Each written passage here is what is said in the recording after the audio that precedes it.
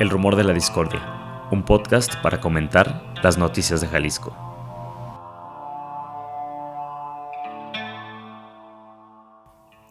Un rumor es una voz que corre entre el público o un ruido confuso de voces.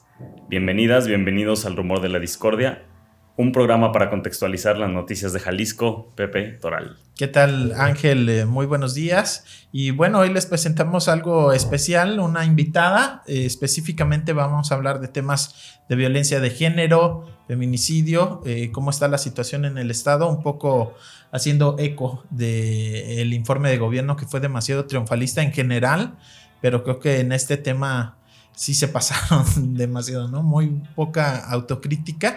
Y para hablar, detallar de todo esto, invitamos a Natalia Rojas. Bienvenida, Natalia, ¿cómo estás? Hola, muy buenos días. Muchas gracias por la invitación. Saludos a todos quienes nos escuchan. Ella es abogada, integrante de CLADEM, el Comité de América Latina y el Caribe para la defensa de los derechos de las mujeres. Sí, así es. Bien, ¿no? Te lo aprendiste completo. Y maestra en Derechos Humanos y Ciencia Política. Pues muchas gracias por aceptar la invitación, Natalia. A mí me gustaría empezar, pues como empezó el informe de gobierno en este tema de feminicidios y violencia de género, afirmando categóricamente que todas las muertes violentas en Jalisco se investigan bajo el protocolo de feminicidio. ¿Qué habría que cuestionar sobre ello? ¿Realmente se investigan todos? ¿El protocolo funciona como tal? ¿Está bien hecho? ¿Qué opinión te merece, digamos, esa afirmación como tan tajante, ¿no?, del gobierno del estado? Claro, pues primero decir que desde CLADEM Jalisco lo que hemos visto en los últimos años es el encrudecimiento de la violencia contra las mujeres, ¿no? Si bien los casos van en aumento, pero también la hazaña y las maneras tan brutales en cómo se asesina a las mujeres en el estado de Jalisco y en México, ¿no? El caso más reciente que conmovió a la sociedad mexicana, el caso de Luz Raquel, habla de ello, ¿no? De cómo la violencia contra las mujeres cada vez presenta estos signos de crueldad extrema, ¿no? Cómo se va perfeccionando la violencia machista, misógina, y bueno, nos preocupa mucho la falta de indicadores claros de calidad que realmente den una muestra de cuál es la situación en el estado, ¿no? No contamos con una base de datos adecuada, indicada de indicadores, y bueno, nos preocupa mucho que es justamente el gobernador del estado quien desde el principio de su administración ha tenido una guerra contra las mujeres, desacreditando a los movimientos feministas, desacreditando las legítimas exigencias de las mujeres para vivir sus derechos humanos, sobre todo el derecho humano a vivir vidas libres de violencia. Y bueno, esto nos parece nuevamente una administración más que quiere pues datos a modo, ¿no?, que le ayuden a justificar las acciones pues mediocres que se han hecho en torno a la prevención, la atención, la sanción y la erradicación de la violencia contra las mujeres. Y bueno, en el estado de Jalisco vamos en aumento. En cuanto a la tipificación, vemos que aún falta primero la voluntad política de las autoridades en el acceso a la justicia por investigar las muertes violentas de mujeres como feminicidios. En el estado de Jalisco, de 5 feminicidios, solamente 1 se tipifica como tal, ¿no? Lo que nos habla que, aparte de la falta de voluntad política, todavía no hay la sensibilización adecuada para que entiendan de qué va la violencia contra las mujeres. Y segundo, pues que justamente, ¿no? O sea, no se tipifican porque hay esta pues ganas de ocultar, ¿no?, realmente la situación y la gravedad de la crisis que representa la violencia contra las mujeres. Hace unos programas también estábamos revisando un par de notas sobre mujeres que habían sido asesinadas, y en una nota de Rubí Bobadilla ya daba este dato que después también ahora con el informe de seguridad y el cuarto informe de gobierno se volvió pues más común. Es el dato de que de enero a septiembre de este año fueron asesinadas de manera violenta en Jalisco 152 mujeres, de las cuales solo 22 habían sido catalogadas como, bueno, para investigarse como feminicidio. ¿Eso qué es? ¿Es falta de capacitación de ministerios públicos o es intencional, o sea, como para bajar la cifra de feminicidio, que un homicidio doloso de una mujer pues se niega que tenga algún carácter de género, ¿no? O sea, como si fuera un... Sí, o que hace falta para que esa cifra de 5 que nos decías que solamente 1 es tipificado como feminicidio, aumento, realmente se registre como lo que es. Bueno, pues primero, cuando decimos que la violencia contra las mujeres es estructural y sistemática, es porque hay distintas estructuras que sostienen la violencia machista, y una de ellas, pues claro que va desde la cultura, ¿no? La cultura machista, la cultura patriarcal, que justamente minimiza la violencia contra las mujeres, y no solamente la minimiza, sino que la justifica y culpabiliza a las mujeres de la propia violencia en su contra, ¿no? Y vemos que estas narrativas, pues es un común denominador en las fiscalías del Estado, ¿no? O sea, vuelvo al caso de Luz Raquel, ¿no? Estas ruedas de prensa tan desastrosas que se hacían desde fiscalía, en donde las únicas líneas de investigación iban tendientes a criminalizarla y a culpabilizarla a ella de la propia violencia. Pues vemos que esto es un común denominador en todas las fiscalías del Estado y nos habla de esa cultura patriarcal y machista que sigue imperando en esas instituciones, ¿no? Entonces, bueno, no se ha logrado la sensibilización adecuada, la capacitación. Hay intentos y ha habido esfuerzos por capacitar, pero volvemos a lo mismo, tienen que ser esfuerzos permanentes, continuos. Debe de haber también las maneras, exámenes para revisar que las personas que se encuentren dentro de esas instancias pues estén capacitadas con los conocimientos adecuados y sobre todo pues con una narrativa, con una mentalidad distinta que permita entender de qué va la perspectiva de género, ¿no? Todas las muertes violentas de mujeres tienen que ser investigadas como feminicidio hasta que se demuestre lo contrario, ¿no? Así lo dice la sentencia de Mariana Lima, ¿no? Que llegó hasta la Suprema Corte de Justicia de la Nación. Sin embargo, pues no se aplica por la falta de voluntad política y aparte por la desinformación que sigue imperando en las estructuras de impartición de justicia. Que justo comentábamos este caso, ¿no, Pepe? Un poco antes de comenzar, y cómo había sido también difundido por medios de comunicación, entre ellos Quiero TV, con pues no sé, parecía hasta una complicidad con la fiscalía, ¿no? Sí, la filtración, ¿no? De imágenes que en teoría son parte de la investigación y nadie más que la fiscalía debería de tener. Y que está enfocado sí solamente en Luz Raquel, ¿no?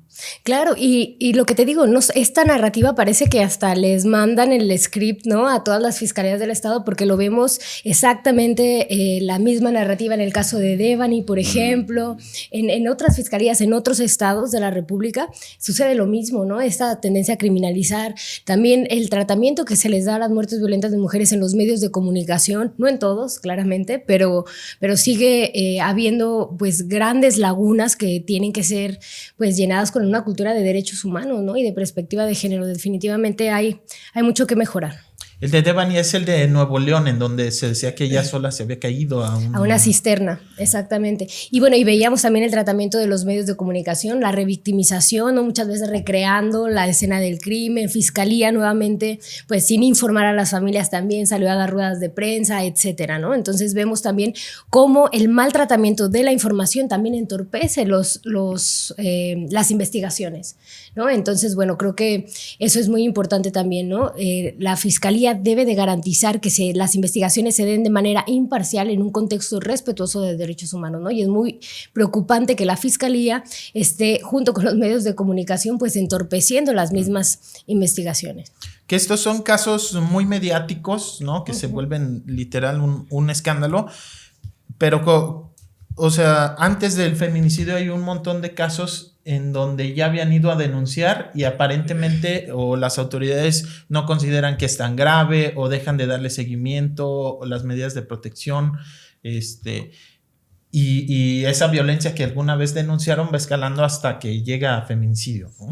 Así es. Bueno, lo que decía al principio es la violencia contra las mujeres se debe de atender en 4 aspectos, ¿no? La prevención, es decir, toda la violencia contra las mujeres puede y debe de ser prevenida, ¿no? ¿Cómo prevenida? Mediante estos procesos de sensibilización a nivel social, a nivel institucional, proviendo información, ¿no? Información de qué es la violencia contra las mujeres, cuáles son los mecanismos de atención. Sí. Y también se tiene que atender, ¿no? ¿Qué quiere decir? Que cuando una mujer está en una situación de violencia debe de haber mecanismos adecuados, diligentes, que permitan proveer una serie de mecanismos para que puedan salir de esa situación violenta, ¿no? Después es el tema, bueno, me regreso a la atención, y un tema que es bastante preocupante porque hay graves también problemas es en las órdenes de protección, ¿no? Las órdenes de protección son estas medidas de carácter urgente justamente para salvaguardar la integridad física de las mujeres cuando se encuentran en una situación de violencia. Y estas se tienen que emitir en base a un análisis de riesgo, ¿no? Es decir, quién es el agresor, por cuánto tiempo ha prevalecido la violencia, etcétera, ¿no? Sin embargo, vemos que esto no se realiza así, sino que las órdenes de protección que emite tanto Fiscalía como los centros de justicia para las mujeres son un machote, ¿no? Una fotocopia más que llenan con los datos generales y se les hace rondines, si bien les va a las mujeres, ¿no? Rondines policíacos. Y esto, pues, definitivamente hace que el sistema de órdenes de protección primero esté colapsado, ¿no? Y no solamente que esté colapsado, sino que sea poco eficiente, porque no todas las mujeres necesitan lo mismo, ¿no? Algunas necesitarán rondines policíacos, pero no en su casa, quizá en la escuela de sus hijas y de sus hijos por el miedo a que los sustraigan, por ejemplo, ¿no? O quizá otras lo que necesiten es que las acompañen a sus domicilios para sacar sus cosas, ¿no? O cambiar cerraduras, etcétera. Sin embargo, esto no se hace, ¿no? Y claramente eso pone en peligro a las mujeres, ¿no? Vuelvo al caso de Luz Raquel, ¿no? Ella tenía diferentes órdenes de protección, su carpeta de investigación estaba judicializada, se le negó el acceso al pulso de vida, ¿no? Y aún así no fue suficiente, ¿no? ¿Qué quiere decir? Que, bueno, no se están haciendo los análisis de riesgo y todavía hay mucho trabajo que hacer también con las comisarías, ¿no? Que son quienes atienden estos llamados. Y bueno, y por último la sanción, ¿no? Que también va de eso, ¿no? Que no hay sentencias condenatorias, ¿no? Hay todavía una gran impunidad que envuelve los feminicidios y la violencia contra las mujeres. Y esto es preocupante porque la sanción contrarresta el mensaje social de la violencia, ¿no? La violencia contra las mujeres envía un mensaje social de permisibilidad y mantiene este ciclo, ¿no? Y este sistema patriarcal. Entonces la sanción es importante para contrarrestar ese mensaje, ¿no? Sin embargo, pues bueno, hay deficiencias en todos estos ejes. Que comenzábamos también hablando de esta información que emite el gobernador, del que dices que tiene una guerra contra las mujeres, ¿no? Abierta, y que ha sido, pues sí, por lo menos omiso a muchísimos llamados de parte de muchas mujeres, no solo en temas de feminicidio, sino también en el tema de violencia vicaria, ¿no? En esta gráfica que las personas que tengan el video podrán ver por ahí, y si no, estaba como la violencia como reto y víctimas de feminicidio, eran como los números oficiales que estaba presentando el gobierno de Jalisco. Mostraba, bueno, hacía alarde de una reducción del 54% en cifras de feminicidios, y decía que de noviembre del 2021 a octubre del 2022 había 38 casos de mujeres, bueno, de feminicidios. Y me parece que toda esta, bueno, había unas notas también de prensa en el Heraldo, y el mismo gobierno del estado salía con algunos datos como a contrarrestar o como a contraargumentar esta nota. Y me parecía que podíamos retomar esos puntos un poco para desmontar esa narrativa de nuevo gubernamental. Uno de los puntos que toca es el mismo de las medidas de protección del que acabas de hablar. Dice que Jalisco tiene como prioridad, esta es la información oficial, Jalisco tiene como prioridad atender este grave problema, por lo que ha otorgado 23,000 medidas de protección, que son un 50% más que en 2019, ¿no? Todo está también en términos de porcentajes, de aumentos y disminuciones a conveniencia. Sí, bueno, algo que también es preocupante respecto a las órdenes de protección es justamente que siguen reproduciendo el cuidado de las mujeres como sujetas de tutela y no como sujetas de derecho, ¿no? Es decir, hay 23,000 órdenes de protección, y cuántos agresores hay, por ejemplo, sentenciados, ¿no? O 36 encarcelados. sentencias condenatorias. Exacto, y 23,000 órdenes de protección, ¿no? De que les dice, ¿por qué las mujeres tenemos que estar bajo tutela, ¿no? Con estos GPS en nuestros cuerpos, ¿no? Para atender el llamado, y los hombres, los agresores, libres, campantes, ¿no? Incluso rehaciendo su vida, ¿no? En otro espacio. Y bueno, eso nos habla que las órdenes de protección pues también siguen reproduciendo esta pues visión paternalista de las mujeres, ¿no? Las mujeres no queremos que nos cuiden, queremos que cese la violencia, queremos vivir vidas libres de violencia, ¿no? Y bueno, ese es el problema sistemático también con las órdenes de protección, ¿no? ¿En dónde están los agresores, ¿no? Las mujeres no solamente queremos tener los GPS, el pulso de vida, las órdenes de protección, queremos que los agresores, los culpables, pues estén en la cárcel, ¿no? Cumpliendo estas condenas que tienen que pagar, definitivamente. Otro de estos datos que a mí me gustaría comentar contigo, Natalia, que nos comentaras qué tan qué porcentaje de verdad hay en esto. Decía que Jalisco está por debajo de la media nacional por cada 100,000 habitantes con una tasa de 0.85, que eso lo traducían básicamente a que está Jalisco en el lugar 26 de los 32 estados de la República en el nivel de, bueno, en la cantidad de mujeres asesinadas y catalogadas como feminicidio.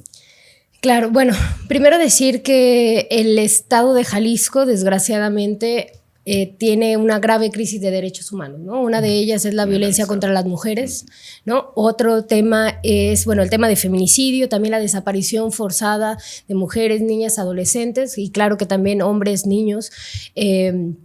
Entonces, bueno, definitivamente es preocupante, ¿no? Que se alargue que está debajo de la media nacional. Hay que recordar también que el estado de Jalisco tiene doble alerta de violencia de género, ¿no? Es decir, también las alertas son estos mecanismos urgentes, ¿no? En donde el estado tiene que aplicar, pues, política pública integral para hacer frente a esta grave crisis de derechos humanos. Sin embargo, pese a tener esta doble alerta de género, vemos que no hay... ¿Qué significa esta doble alerta, perdón? Bueno, la alerta de violencia de género, como te decía, son estos mecanismos urgentes, ¿no? En donde por los índices altos de violencia contra las mujeres, incluido violencia feminicida, se acciona este mecanismo que lo integran sociedad civil, académicas, las interdependencias encargadas de la prevención, la atención, la sanción y la erradicación de la violencia, y se tiene que crear política pública, ¿no? Que eso es lo que falta en el Estado. No hay política pública. La política pública son planes integrales, interinstitucionales, a corto, mediano y largo plazo. Lo que hay en el Estado son esfuerzos atomizados, ¿no? Que quiere decir un programa por aquí, una campaña por allá, un mecanismo, y por lo regular son de visiones pues paternalistas, ¿no? De dar, pero no realmente de atacar la problemática estructural y sistemática. Entonces, bueno, hay doble alerta, hay una a nivel federal y hay otra a nivel estatal, ¿no? Es decir, estos mecanismos urgentes que se deben de aplicar, sin embargo, pues han sido deficientes, ¿no? No se sesiona al momento que se tiene que sesionar, no se le da seguimiento, el presupuesto no se canaliza de manera adecuada a los programas que se debería de enviar, etcétera. Con lo del federal había por ahí un problema también de indicadores, ¿no? ¿Cómo va esa situación? O sea, ¿qué se tenía que haber hecho que hasta el momento, si no me equivoco, la federal es del 2018? ¿Qué ha pasado en estos 4 años? ¿Pero qué decían? ¿Que había un problema en qué tipo de indicadores? O sea, se tenían que generar indicadores para ver qué tanto se había cumplido, ¿no? Por ahí va el asunto. Sí, exactamente. Y que nos trae de nueva cuenta al tema del informe, ¿no? Para medir la violencia contra las mujeres debe haber indicadores de calidad. Es decir, ¿qué nos va a decir que efectivamente la violencia contra las mujeres está disminuyendo o esté bajando? ¿No? Es decir, nos vamos a basar en carpetas de investigación, nos vamos a basar en sentencias, nos vamos a basar en órdenes de protección, nos vamos a basar en las atenciones que se dan dentro del sistema de salud, por ejemplo, ¿no? Etcétera. Hay un montón de indicadores. Ha sido difícil, sí, efectivamente. Ya se consolidó una primera batería de indicadores, sin embargo, pues no están actualizados, ¿no? O no están homologados con los indicadores también que dictan instancias internacionales o nacionales, ¿no? También estos indicadores varían dependiendo de los estados, ¿no? En Jalisco podemos tener unos indicadores, en otro estado otro, y entonces eso no da certeza. No se puede comparar. Exacto, no se puede comparar, y que hay que decirlo, la falta de indicadores de calidad también es violencia institucional contra las mujeres, ¿no? Porque nuevamente es una retórica vacía, ¿no? Que no da certeza, que se presta a que se acomode a modo, ¿no? Entonces, bueno, esa es una de las grandes deficiencias, y sobre todo que esta información, ¿no?, que presenta el gobernador, pues debe de estar basada en indicadores de calidad que nuevamente no los demuestra, ¿no? En dónde podemos corroborar sus datos que efectivamente estén funcionando, ¿no? Porque tienen que ser datos transparentes, corroborables, efectivos,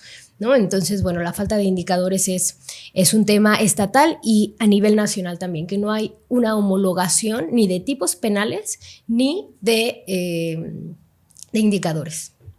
En otro tema que tiene que ver con derechos humanos, pero no es violencia a las mujeres, el del Río Santiago, nos decían algunas personas que si no se había avanzado en las medidas cautelares que emitió la Comisión Interamericana de Derechos Humanos sobre ese tema, mucho tenía que ver el enfrentamiento político entre gobierno estatal y federal.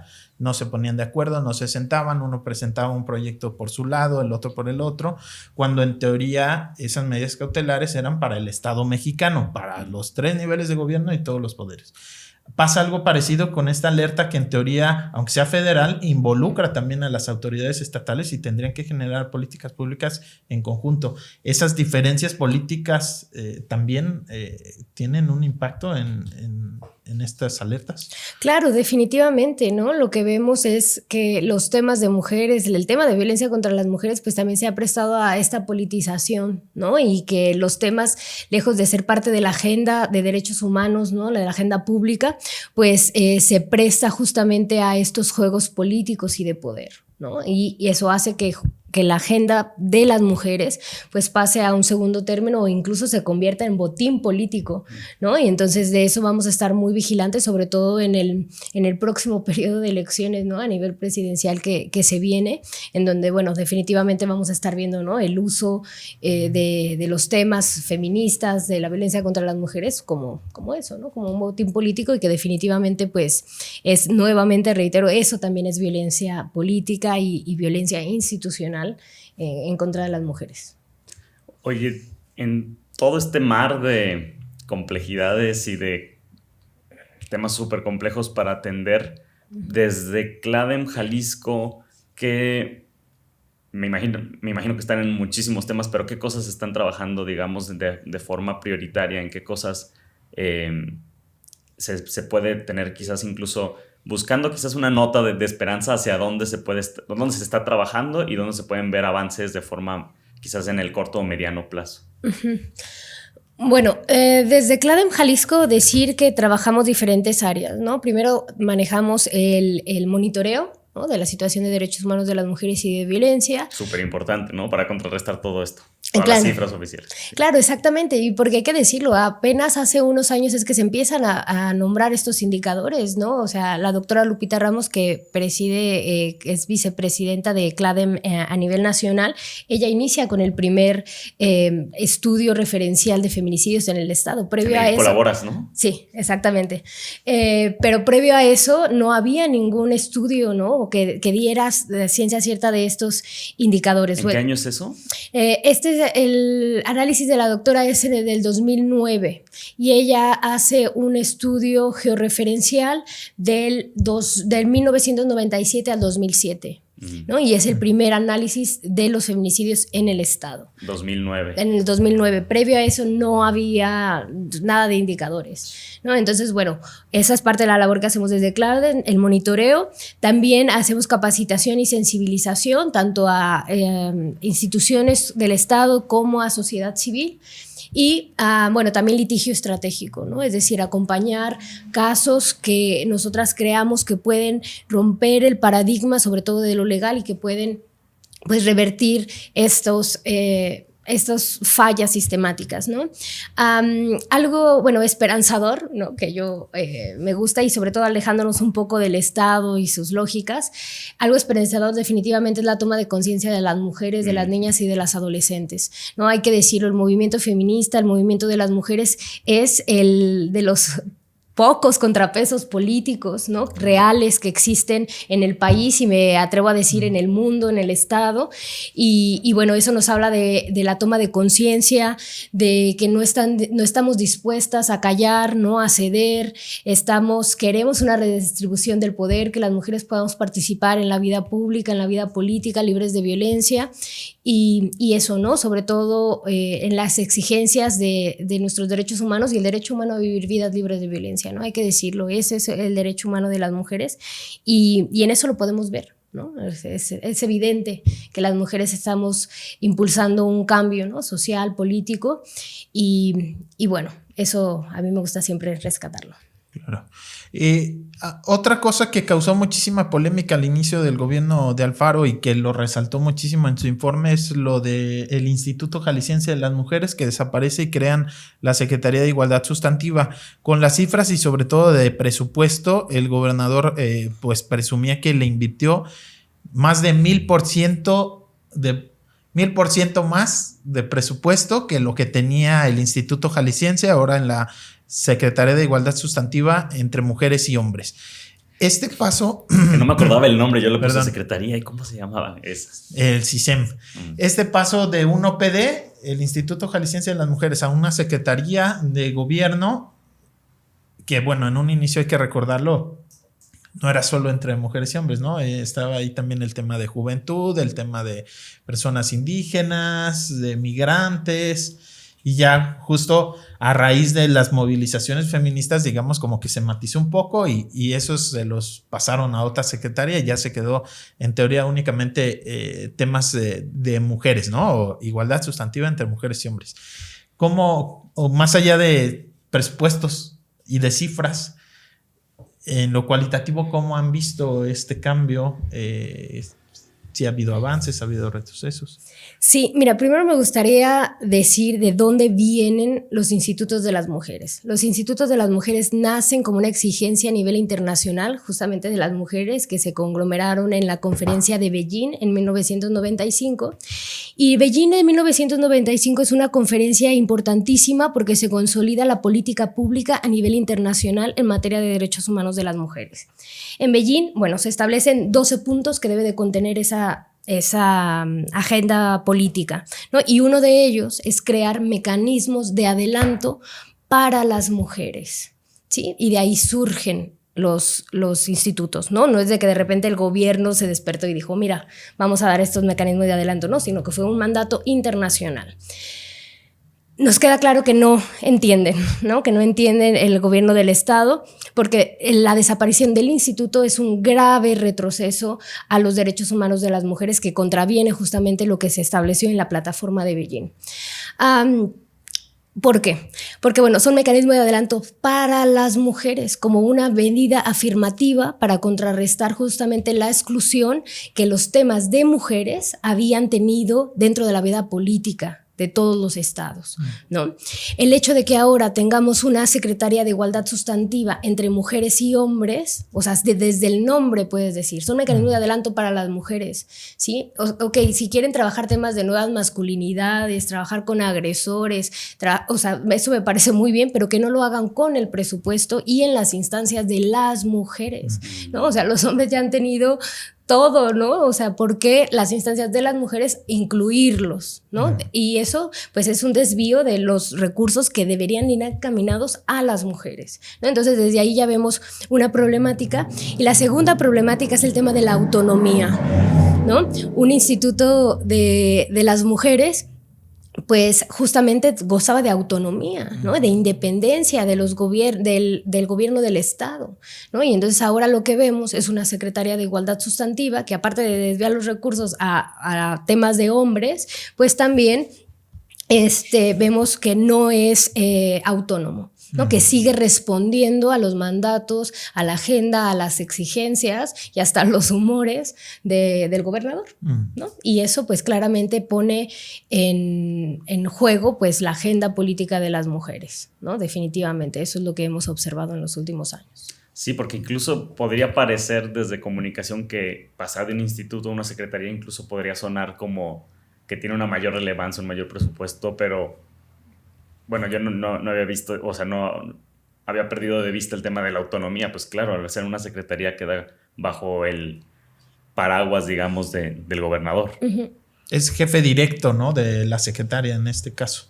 Sí. Y el presupuesto que presume el gobernador haber incrementado, bien se hubiera podido incrementar en un OPD, en un organismo público descentralizado como era el Instituto Jalisciense de las Mujeres, ¿no? O sea, no es como que por ser un organismo autónomo no le pudieras destinar todo ese presupuesto si ese era el objetivo, ¿no? Claro, sí, o sea, los institutos de las mujeres también tienen varias áreas de oportunidad, pero como tú lo dices, el tema no es desaparecerlos, ¿no? Sino cómo se fortalecen esos espacios, cómo se fortalecen también a las mujeres que están dentro de esos institutos para que realmente se pueda accionar, ¿no? Lo que vemos es la participación política de las mujeres dentro de esos espacios, ¿no? Los centros de justicia o demás, o los institutos que también no tienen autonomía política, ¿no? Siguen respondiendo a los mandatos y a las agendas de otros, ¿no? Sobre todo de otros varones que tienen el poder, ¿no? Y bueno, quiero regresar al tema también de quiénes son las personas que encabezan esas instancias, ¿no? También es algo terrible que aquí en el estado de Jalisco el Centro de Justicia para las Mujeres esté dirigido por un hombre, ¿no? O sea, habiendo tantas mujeres profesionales, sensibilizadas, que conocen de primera mano, ¿no?, los temas y bueno, que se ponga un hombre nos habla también de esas lógicas patriarcales, ¿no?, que justamente no permiten que haya un efecto transformador realmente en esas instancias, ¿no?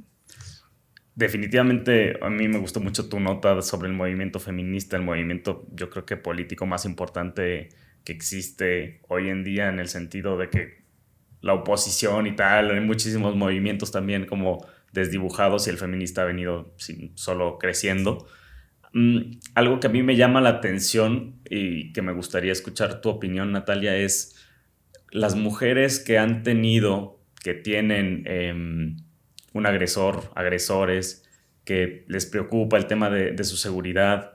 Muchas veces al escuchar este tema de las medidas de protección, ¿no?, mujeres que han sido asesinadas y que tenían o tuvieron medidas de protección, me imagino también como el miedo que debe de provocar pensar si voy a pedir una medida de protección, si no voy, si me movilizo, no sé, cómo debe de ser algo también bastante complicado. Supongo que en todas las colectivas encuentran muchas veces acompañamiento.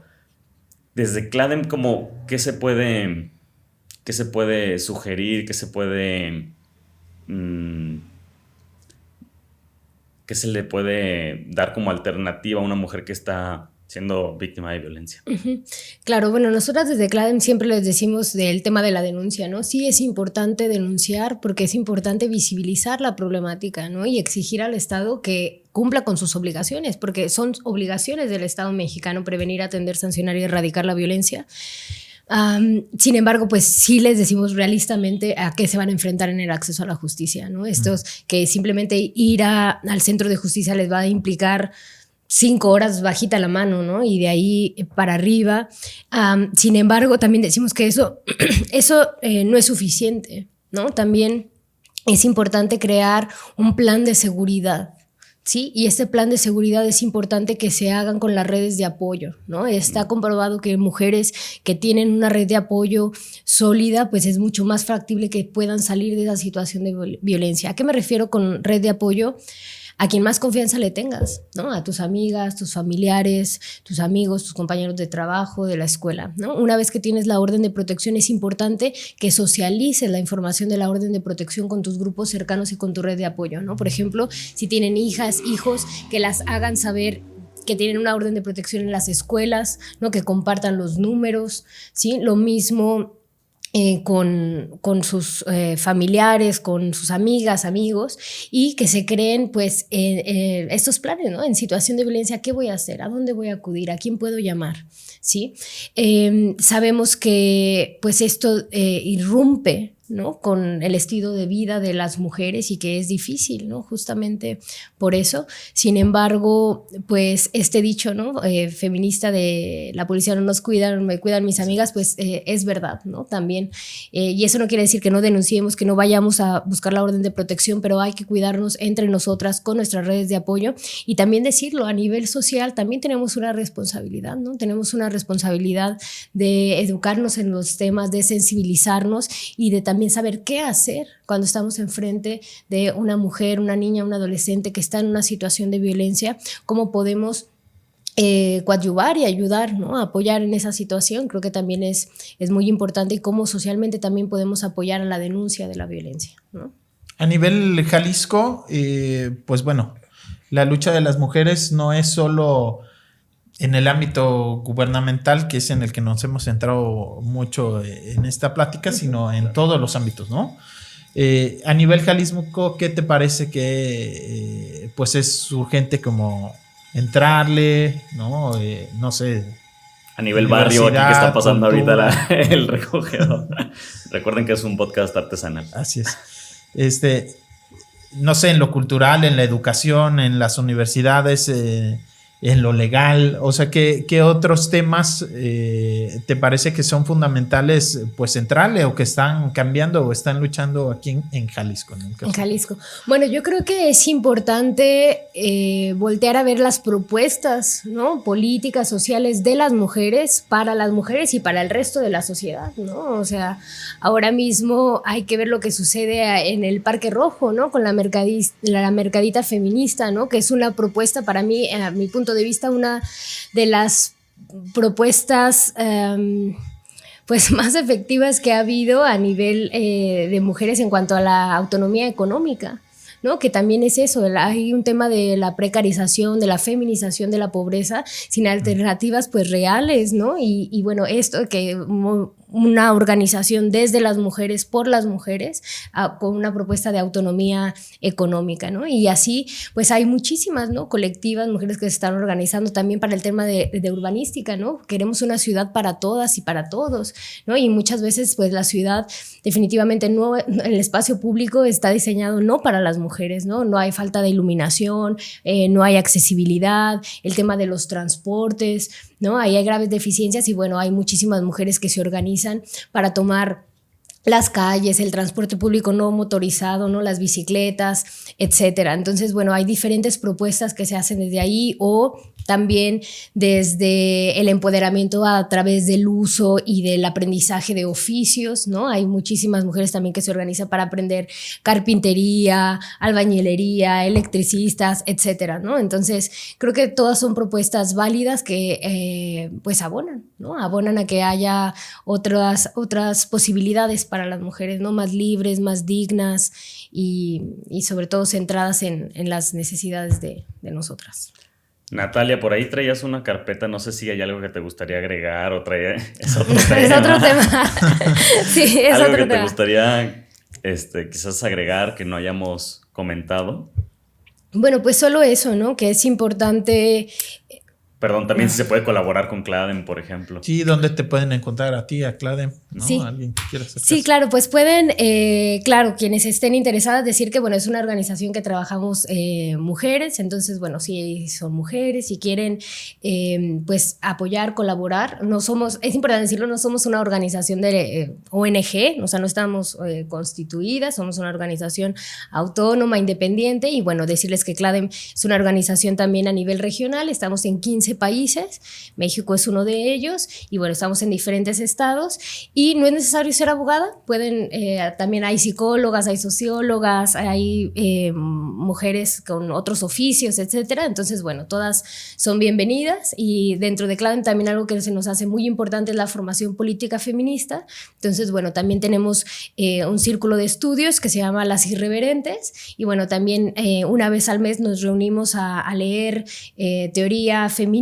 y bueno, a platicar, a analizarla, y bueno, también son todas bienvenidas en nuestras redes sociales, en CLADEM Jalisco, estamos en Facebook, en Twitter, y bueno, ahí nos pueden encontrar. ¿De Las Irreverentes tienen redes sociales aparte o cómo podrían? Sí, también así nos encuentran en Facebook como Las Irreverentes. Y son de aquí, pues, locales sí. de Guadalajara. Las Irreverentes de Jalisco. Sí, Las Irreverentes. Entonces, una banda de rock. Entonces, bueno, a veces nos reunimos de manera presencial, pero también híbrida. Entonces, también si nos escuchan de otras latitudes, pues si hay la sesión en línea, también se pueden unir. Sí. Muy bien. Pues Natalia, muchísimas gracias por estos minutos, por enseñarnos, y pues aquí seguimos en los rumores el rumor de la discordia. Gracias, Natalia. Pues muchísimas gracias a ustedes por poner estos temas en la mesa, y bueno, seguiremos vigilantes y exigentes. Muy bien, muchas gracias. Bonito fin de semana. Hasta luego.